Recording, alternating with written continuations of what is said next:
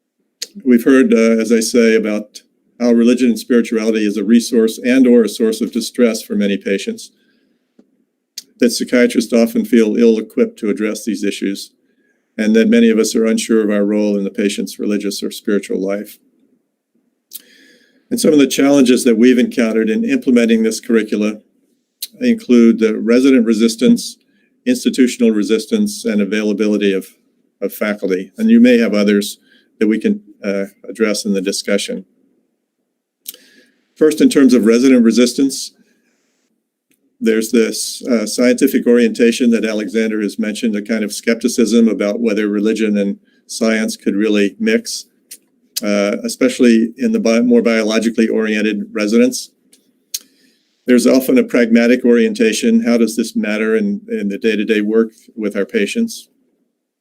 There's sometimes a concern over other people's agenda.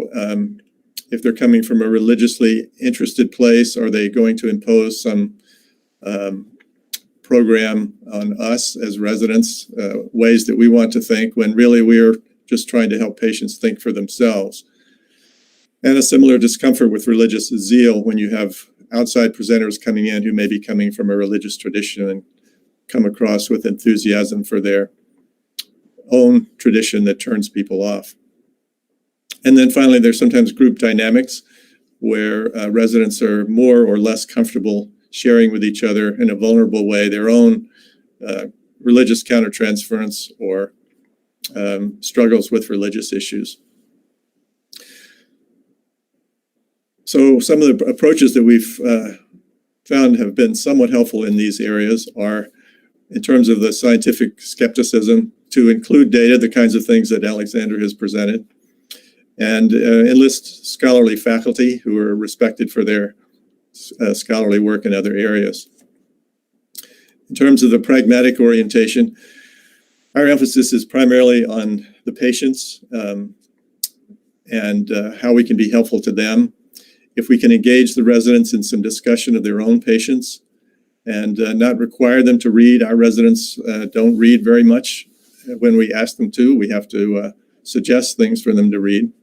And so we particularly don't push them to read here, but we make available the kinds of resources that they can read about. In terms of a concern over other people's agenda being imposed on them, we've found it helpful to include multiple faculty, a focus on their own cases, and give them some choice over presenters. So we now have a panel of people that we've used to invite in over the years. And at the beginning of the course, we ask the residents who are they most interested in hearing from, and give them some choice and some ownership over the people that they'd like to hear from in the course. When it comes to discomfort with religious zeal, again, we try to have some discussion.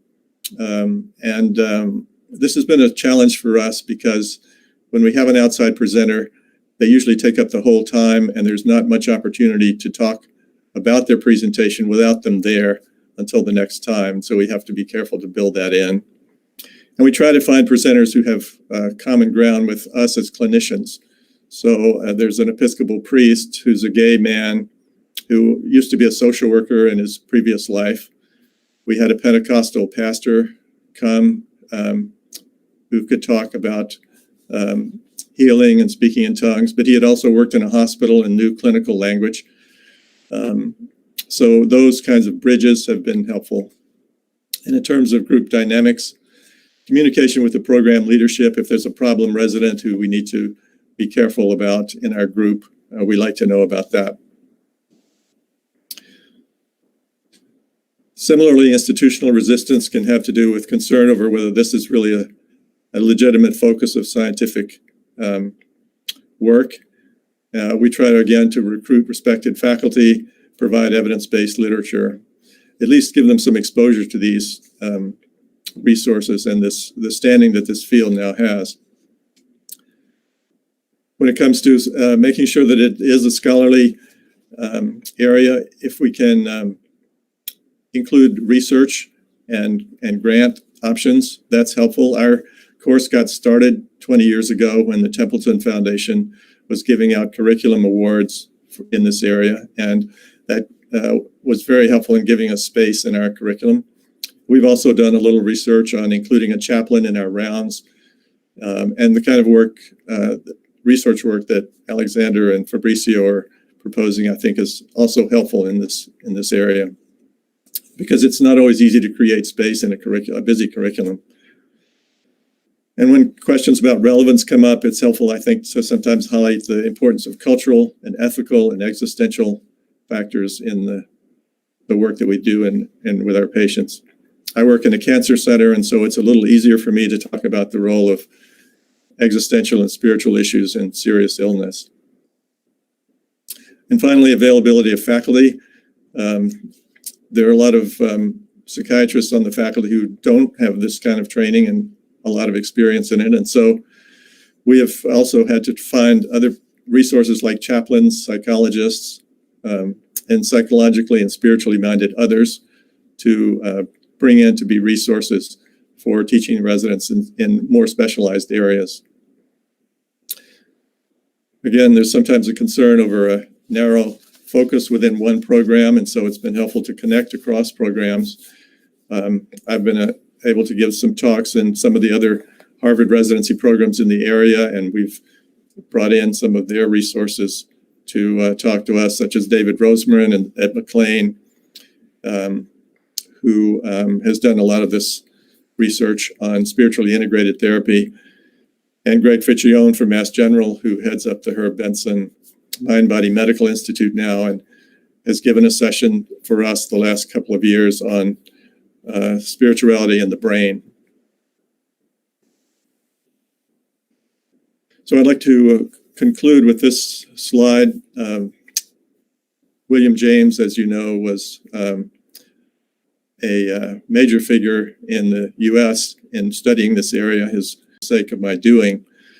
And so I think both of these notions that this is a pervasively important dimension of human experience, and also that as psychiatrists, we need to be thinking about what are the practical needs of the patient when we bring it up and address it within our clinical work.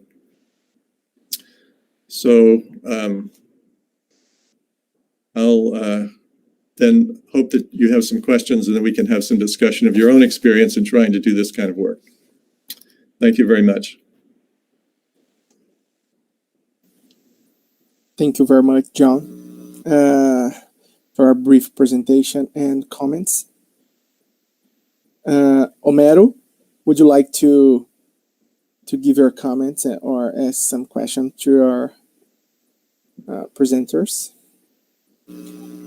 Oh, Homero, your audio. Yeah, I'm sorry. First of all, I'd like to really congratulate the presentations and the comments.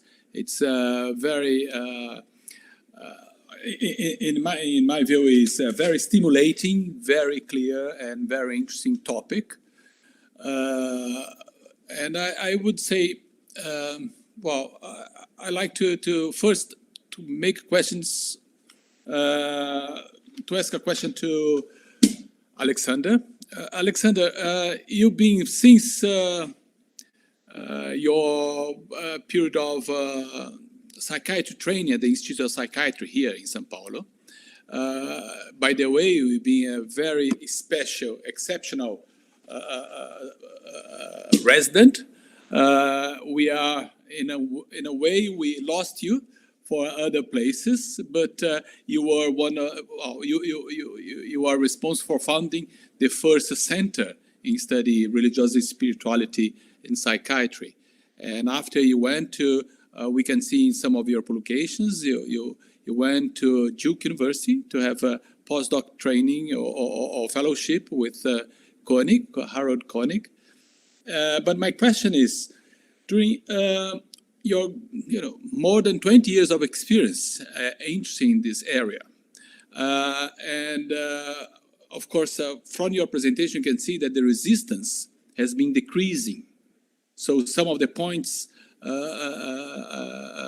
talked by Dr. Petit has been diminishing. So I like to confirm with you if this is the case, that you can see that it's really more open, and we can really introduce this theme. and if this is only in medicine or in health professions in general, and if you can see the same in other areas of science. Thank you, Professor Valada, for your comments. Very nice comments. Thank you very much. And I faced much lower resistance that I have imagined. That's the point. I think that since the beginning, we have been very concerned about the rigorous research, about not imposing beliefs and things like that. It helped a lot to overcome resistance.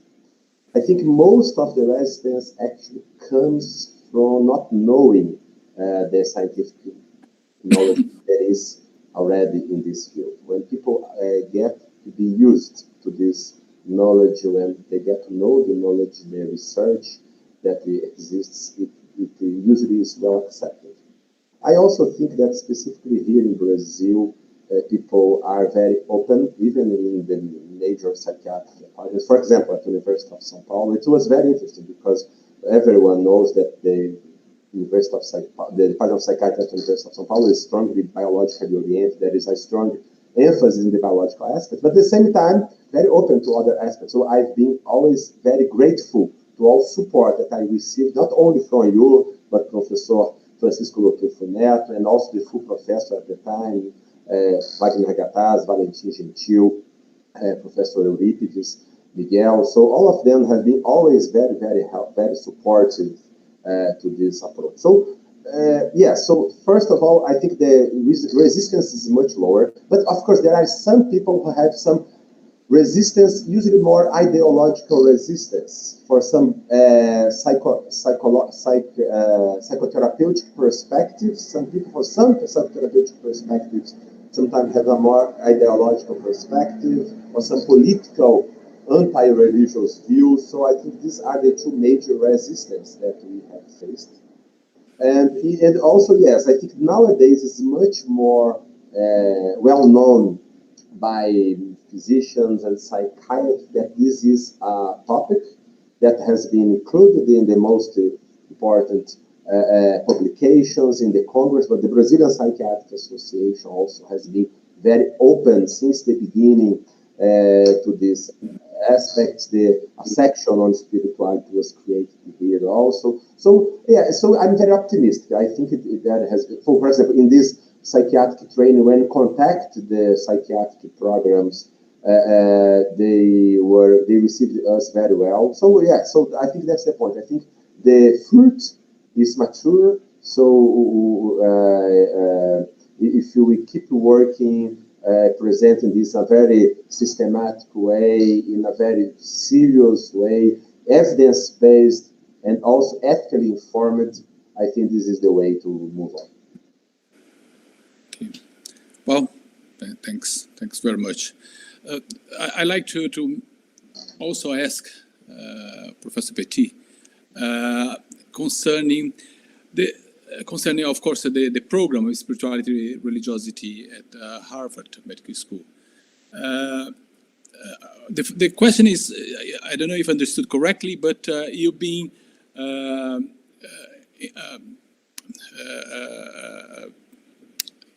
educating and having the program, including the religious spirituality, for many years, right?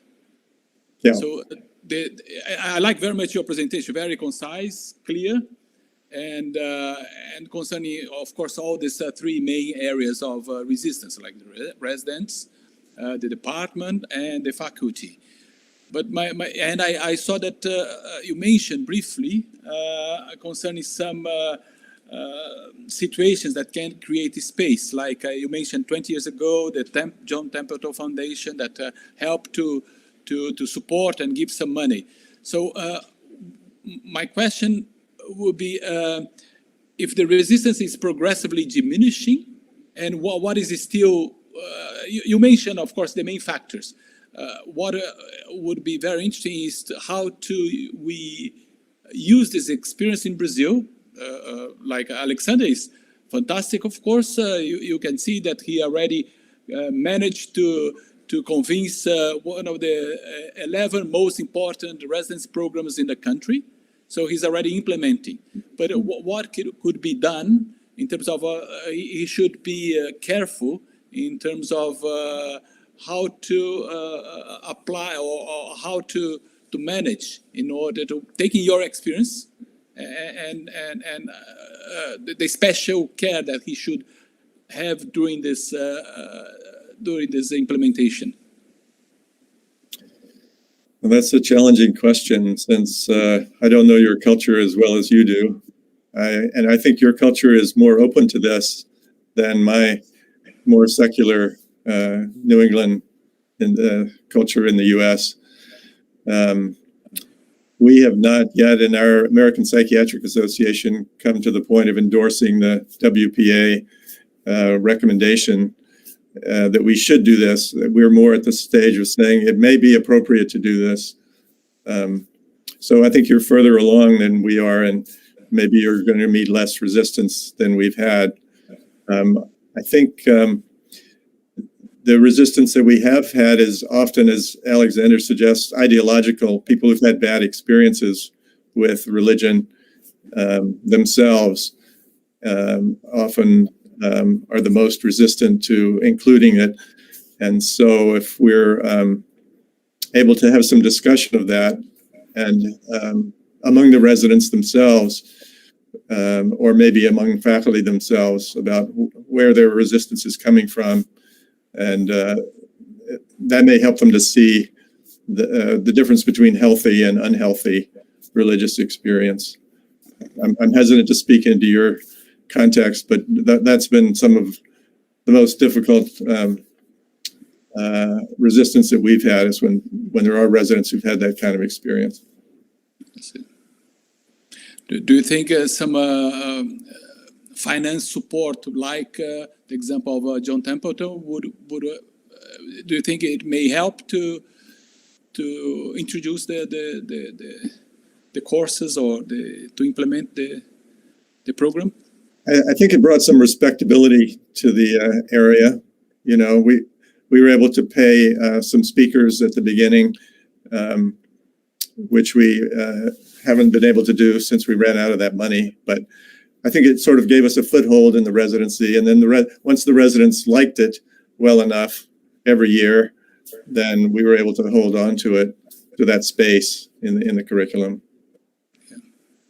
Well, a last question, and I'll pass to Rodolfo to open to the general participants, the general public. The question would be comparing the Harvard program with other programs around the US. Is there a lot of difference? Not many, medical institutes are having, they have the program or shorter. How it is comparing the program at Harvard and to most of other areas of the US? Yeah, I don't have the data on this. My sense is that most places have a few sessions, and they're often connected with cultural psychiatry. I'm in only one of a few Harvard residency programs. There's the Mass General one. I'm at the Brigham. There's the Mass General McLean one, Cambridge, South Shore, Beth Israel Deaconess, and so I know that 2 or 3 of those have started to have 2 or 3 sessions in this area every year, and they're sort of building on that as they develop. And we share some of the same presenters and ideas. I don't know so much what's going on in other parts of the country. I think that there are some places in the South in the U.S., South Carolina, Texas, that have more developed programs than that. Okay. Well, thank you very much, both of you. It was fantastic. Alexander, thanks again, and congratulations for fantastic work. I'm looking forward to see, and as we've been talking, our institution here are going to join you sooner or later, but we are going to join you. Thank you very much. A great honor. So, Rodolfo, I don't know if you should. How yes, yes. We have a question here from our audience asking about Religion studies and mental health. I think Alexander can answer this question easily, but is there any religion, specific religion, that is more correlated with a better outcome in mental health? And if there is, which component of this religion background can generate this better outcome? Like, if you remember Durkheim studies in sociology, like about the cluster, about the peer support of the religious groups, like the most the strongest support of this group, the better outcome of mental health and suicide rates in a specific region. So we have a question. If you can like talk about this topic a little bit, we'd be glad. And John, please feel free to say whatever you want to. Okay, thank you for this question. It's a very important question, a very sensitive one also, because there is always a discussion which religion is the best. So it's a very dangerous waters. So usually most of studies have not found actually many differences among different religions. What seems to matter the most is the kind of religious involvement, how people use their religious coping, their religiosity. So the way they use their religion, I think it seems to be the most important aspect. Okay. Said that, there are some areas it seems that religious affiliation matters. One of them is, for example, drug use, substance use. So usually, for example, in Brazil, the Protestants, the evangelicals, have the lowest rate of, usually is, no religions, the largest use, Catholics in the middle, and Protestants and evangelicals, the lower levels of use. So it seems to be quite consistent in different studies, probably because there are some possible explanations. One is the religious forbidden. It's usually not allowed in some Protestant traditions to use alcohol, for example, and so there is a strong opposition to this use, so it could be relevant. Also, role models, people who can hang out and meet with each other with no drug use and no alcohol use. This is probably is important, but also can be also a reverse effect. People who likes to drink or to use, they avoid that religion or they quit that religion. So longitudinal studies would be best in this topic. And specifically regarding suicide, yes, this Durkheim study is a classical study, probably the first showing more in detail or investigating more in detail the impact of religious involvement and affiliation with suicidal rates. And that study that I present about suicide studies, that large study, 90,000 people, actually they replicated in some way this finding. The Catholics, among the Catholics, the impact of church attendance was higher than among Protestants. So in summary, usually that seems to me not much difference between the religious affiliation, but regarding specifically substance use, it seems that evangelical Protestants have lower levels of substance use and abuse, and perhaps regarding suicidal rates, it seems to be sometimes lower among Catholics. But the point is to investigate this in different cultures, because, for example, it seems also to be different if that tradition is the mainstream, is the prevalent or not. For example, in the United States, the Catholics are not the majority, but in Brazil, Catholics are the majority. So it seems also to be different. So we need to be very careful with these comparisons. Great. John, would you like to comment anything? No, I agree with that. And I think in the U.S., we see in the Latter-day Saints and Seventh-day Adventists that have particular lifestyle guidelines, a lower mortality that we think is probably related to those differences. Great. And both of you, like regarding the upcoming studies in this topic, which topic you think will be the most important, the hot topic coming soon concerning spirituality and religious studies in mental health in the following years? John, would you like to start? Oh, that's a tough question. I think there's a lot of interest in spiritual care in serious medical illness. There's been a good bit of research done now and more systematic reviews coming out about the role of spirituality in serious illness. And I think the growth of positive psychology has raised the profile of positive character traits, virtues. Radin and Sadler wrote that book, The Virtuous Psychiatrist, talking about the role of the virtues on the psychiatrist side. And I think there's more interest now in virtues like forgiveness, compassion, a much larger evidence base for their impact in human flourishing. Tyler Vanderweel, who's the author of this paper from the Nurses' Health study that Alexander described on suicide, has a Center for Human Flourishing at Harvard now, where he's taking a look at some of these areas like virtues and positive psychology and their role in mental health and well-being. So I think that's an exciting area.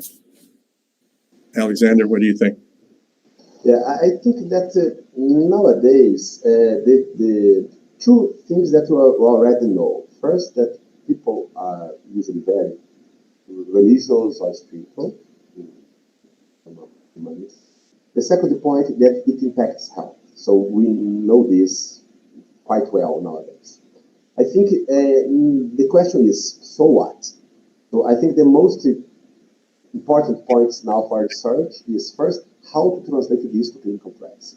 So we provide some guidelines, there is some evidence, but we need to move much further in how to translate this knowledge to clinical practice, to integrate in clinical practice, what are the best ways to integrate this in clinical practice. So this is one topic. The second topic, very important also, is about the mechanisms. So we know that they are correlated, but what are the mechanisms?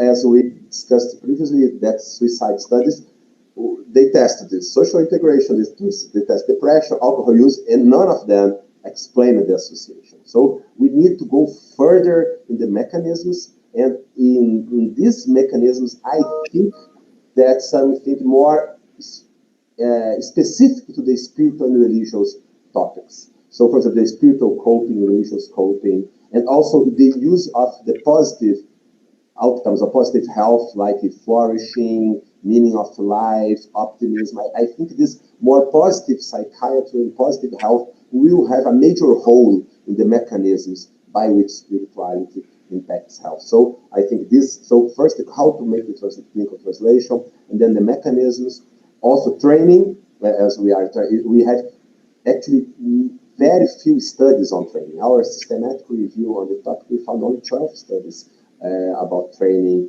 in psychiatry and spirituality. So we need to improve the research and training. And finally, I think one very important topic, a topic that has been avoided for many years, but it was, for example, a key topic for William James was the study of religious spiritual experience by themselves. So what are these experiences? So men experience conversions, trances, near-death experiences. So what are these experiences? What is the nature of these experiences? And also the impact of these experiences to health and things like that. So I would say that these are the most promising research fields.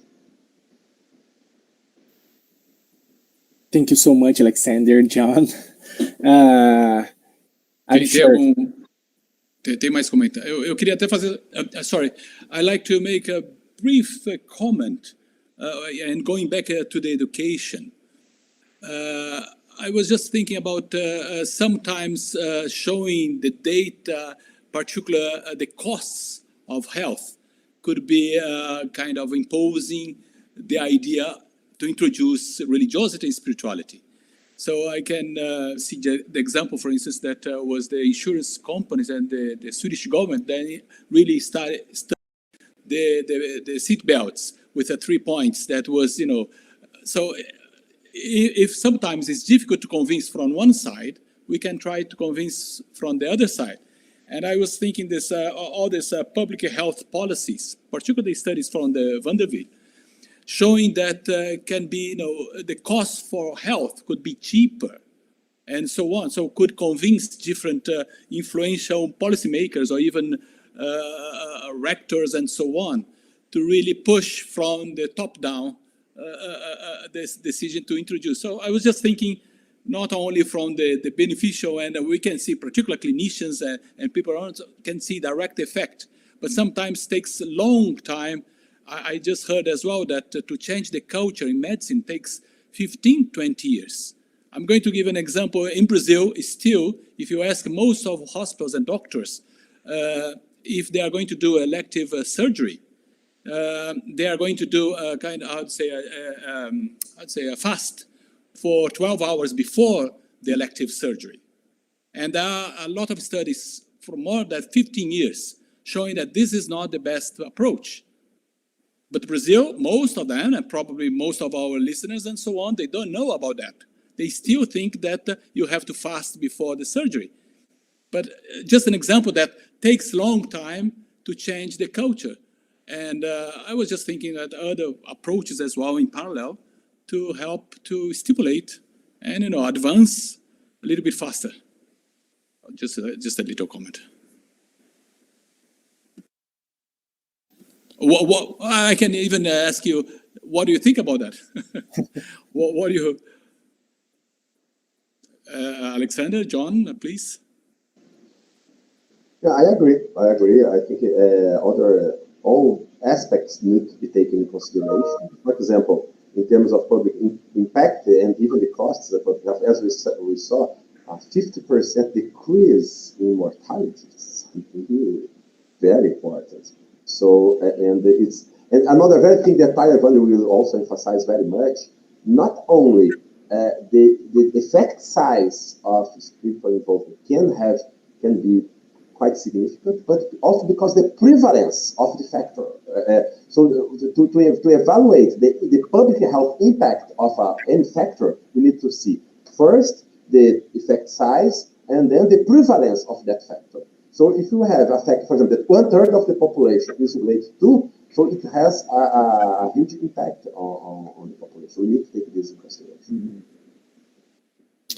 Yeah, there is some evidence that providing spiritual care at the end of life reduces use of aggressive, more expensive ICU care too. And so there's some data coming out that may be useful in that way too.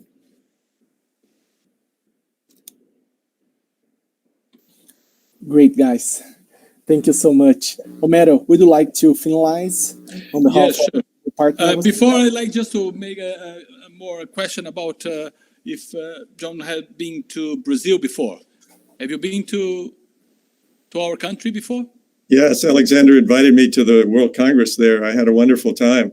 All right. Oh, of course. Sorry. Because I can see that you've been collaborating with other Brazilians as well, like Laura Castro and Bruno Mosqueiro and Marcelo Fleck as well. So yes, I much enjoyed it. Very exciting. I'm learning a lot. Yeah. So I just would like very much to thank you all, our both very special guests, for this very exciting, stimulating debate.